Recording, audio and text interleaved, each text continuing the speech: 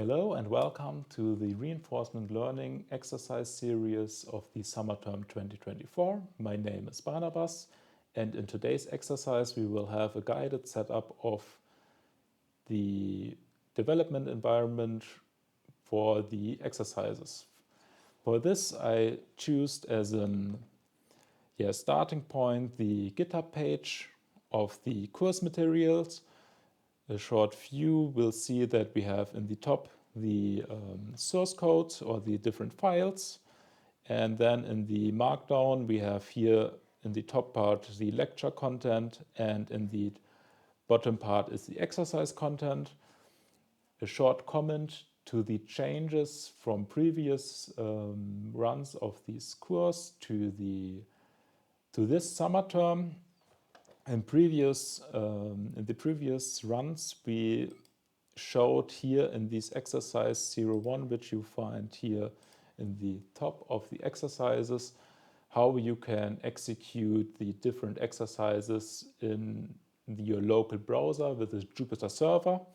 And this will be changed in this semester to Visual Studio Code, because there you can have a bit better debugging, which we will have a short look on later.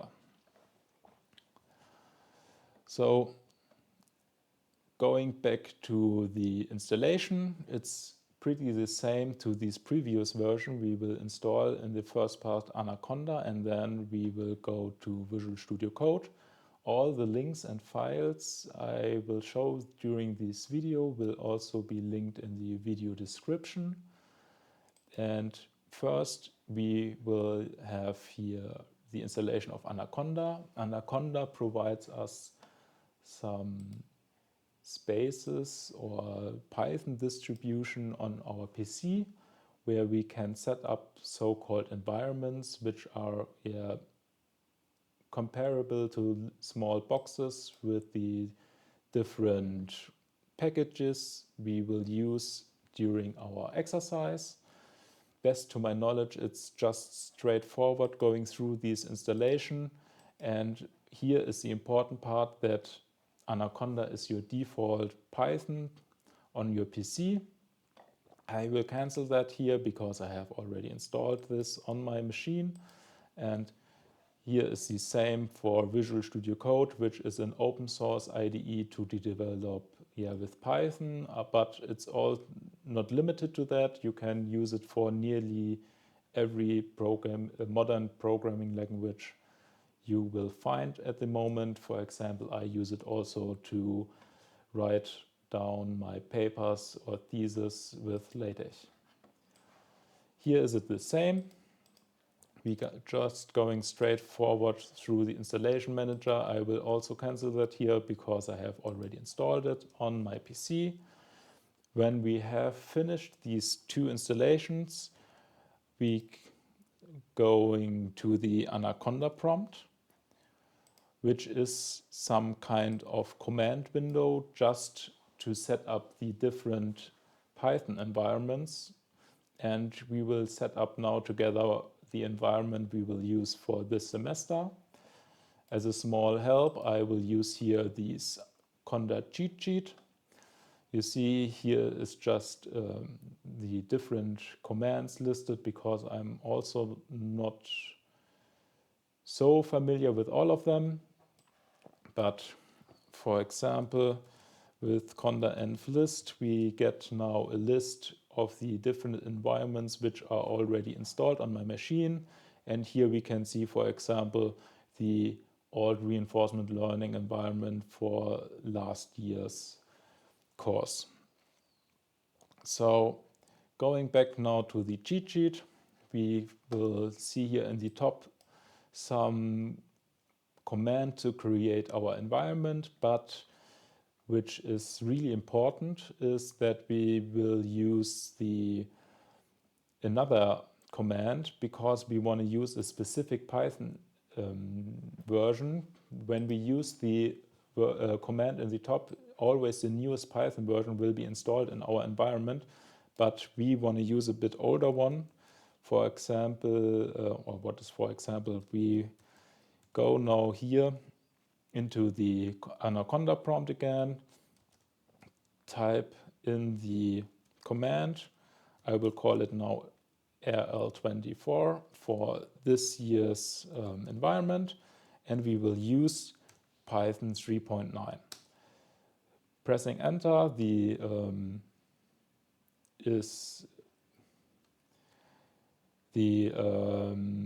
command is executed.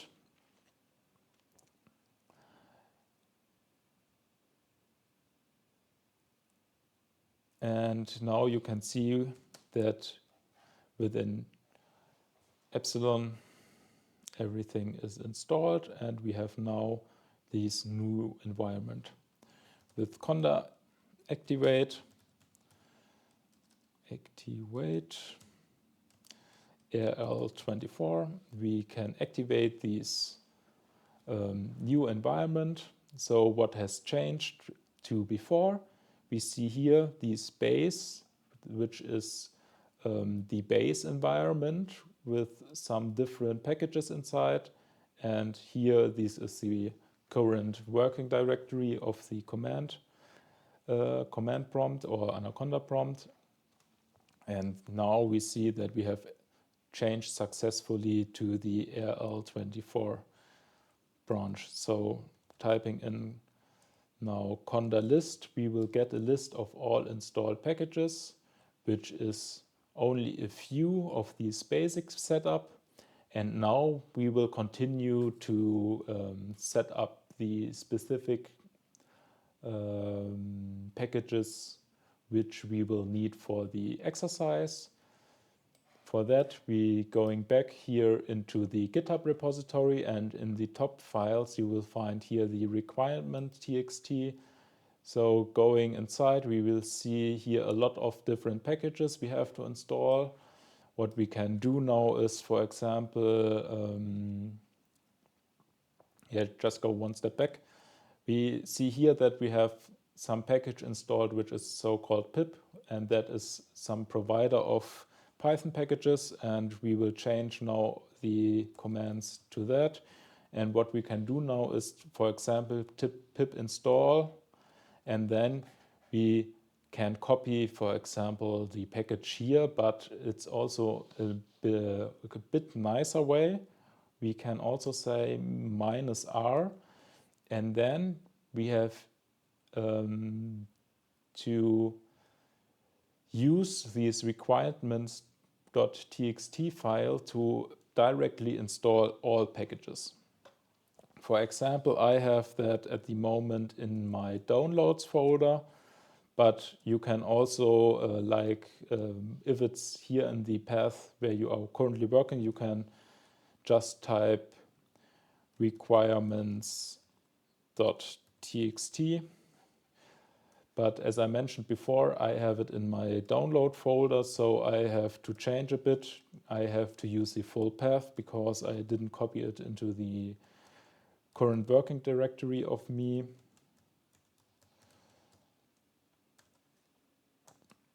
And now with pressing enter, the Anaconda will start to collect the information about the different packages, check the dependencies if everything is fine and works good together, and then it starts to download and install the different packages. So we are now at that point that it starts to install the packages, and it has no error in the dependencies, and now we have to wait until the installation is successful, and that we will see when here in the front is back the command with the active environment and our current working directory. So we were waiting a moment until the installation is finished. So as mentioned before, we can see now that everything is installed successfully. Our command line is back, and when we now going back here our commands, we can execute again these conda list command, and now we get a larger list with all installed packages. And when we look here through the requirements, for example, the Pygame 2.4. It's alphabetical ordered. Then we are here at Pygame and see that the version 2.4 is successfully installed. With that, we can close the Anaconda prompt, and I will go back here to the reinforcement learning course materials, and in the next step I downloaded here the tutorial template for the first exercise, and that will we have a short look and set up the different parts of Visual Studio Code. For that, we just open Visual Studio Code. I will open here a new window that you can see everything from the beginning. So we have here the opening page, and then we go here on File, select Open Folder. I will direct now to the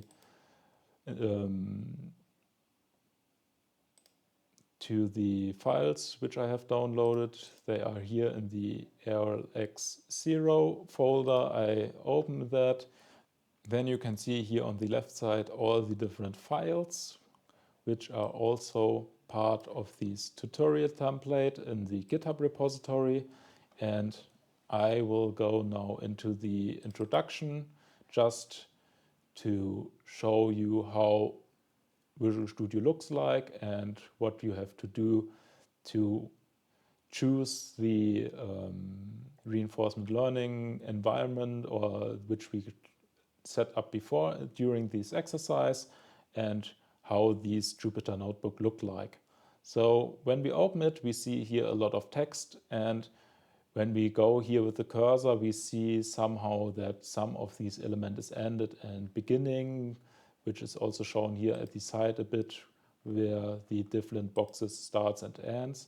And when we are going down here, we can add new code boxes and markdown boxes. What is the difference? We see here so-called markdown boxes that are just used to provide some text to you. And when we scroll down into that notebook, we will have here in the bottom one code box which is executable, which is shown here by this small play button. And to execute that, we have to select our Python environment or Python kernel. We go here into the bottom right corner, click on the select kernel, and we say we want to use a Python environment which is already installed on our PC. And if everything is correct set up in your setup, then you can find here the RL24 environment which we set up during this video. And then we can just press play here. The kernel will be started and connected, and now we see that the code box was executed, and as a result we see here now a sine plot. And for example, if we change something here, we have now an amplitude, or starting the amplitude at 3 volts, and if we change it to 2 and execute the cell again, then here the execution time is going up to 2 and the start of the wave is now at 2.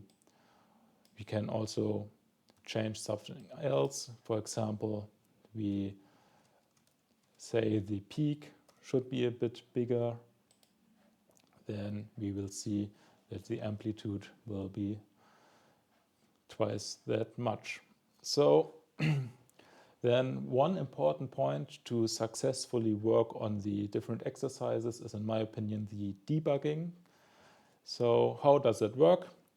We go here into the code box, click on, for example, line 10. Then we have this breakpoint shown as a red bullet. And then when we go here on the arrow down, we can say that we want to debug this cell. And then we have here the debug mode where we can stepwise go through our code as in every other IDE, and we will stop here at this point, And what we can see is here on the left side, we have all the variables, and what is my most important part is here the debug console, where we can really just hit the different variables. We can use and execute the code here, see the result. We can say, okay, how looks that if we, for example, change that the variable u0 is not 3 anymore, it is now 4, and then we can execute it again, and you see directly what is happening, and you can debug your code, check if your code acts like you expect it, or just